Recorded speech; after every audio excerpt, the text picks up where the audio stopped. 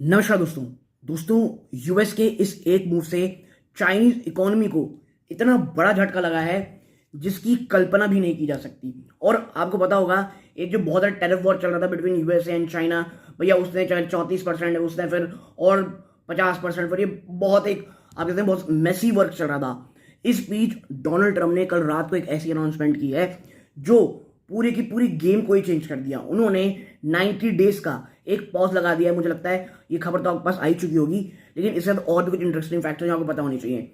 आपको पता होगा 90 डेज का एक टैरिफ पॉज लग चुका है 70 कंट्रीज के अंडर, और इसमें इंडिया भी शामिल है। हाँ, पॉज इन द सेंस 10% का जो बेस टैरिफ था वो आज भी सभी जगह लगा हुआ है। इसके साथ साथ मैं आपको एक और चीज बता दूं, इस टैरिफ में स्टील, एल्यूमिनियम और ऑटो में जो टैरिफ लगाए हुए थे 25% का, वो अभी भी जारी है।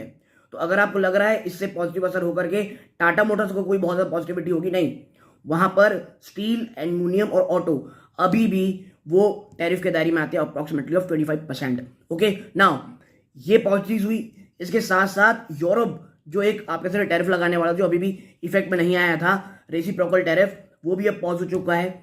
यानी तमाम कंट्रीज, क्योंकि उनका ये कहना है भैया हमने टैरिफ लगाया, मैंने ये कहा था प्लीज डोंट रिटेलिएट, और रिटेलिएट कौन किया? सिर्फ एक कंट्री ने। नाम क्या था उसका? चाइना।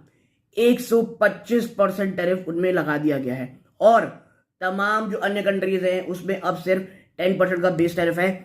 वो ये कह रहे हैं, तमाम कंट्रीज ने मेरे साथ बात करने की कोशिश की, एक नई नेगोशिएट करने की ट्रेड डील की, तो यही कारण है मैं 90 डेज का पॉज दे रहा हूं। और यकीन मानिए ये जो पॉज है ये भारत के लिए रिलीफ है, ये बांग्लादेश के लिए रिलीफ है।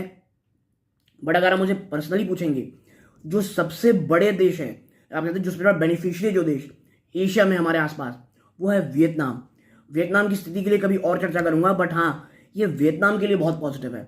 लेकिन देखिए अब भारत को करना क्या है, चाइना अब अपने आइटम्स को इतने ह्यूमंगस अमाउंट में डंप करेगा, और हम सबको पता है डंपिंग ग्राउंड क्या होने वाला है, एशिया बाजार, यूरोपियन बाजार, और एशिया में सबसे बड़ा हमारी इकोनॉमी जो है भारत, वहां पे भारत सरकार को कहीं ना कहीं बहुत बड़े स्तरों पे एंटी डंपिंग ड्यूटी लगानी पड़ेगी। चाइना ने डब्ल्यूटीओ को इस बात का कहते हैं शिकायत भी की अमेरिका के इस मूव से। लेकिन देखिए चाइना किस मुंह से जाएगा ये मुझे नहीं पता, क्योंकि जितनी मैनिपुलेशन, जितना नौटंकी उन्होंने किया पिछले कई सालों में, ये वो इंग्लिश में कहावत है ना, आप कह सकते हैं taking your test of your own medicine, ठीक है। तो ये उस प्रकार की बातें हैं। अब यहां पर देखना पड़ेगा आने वाले समय चीजें किस प्रकार होती हैं, बट इंडियन शेयर बाजार कल जब खुलेंगे वो धमाका करेंगे।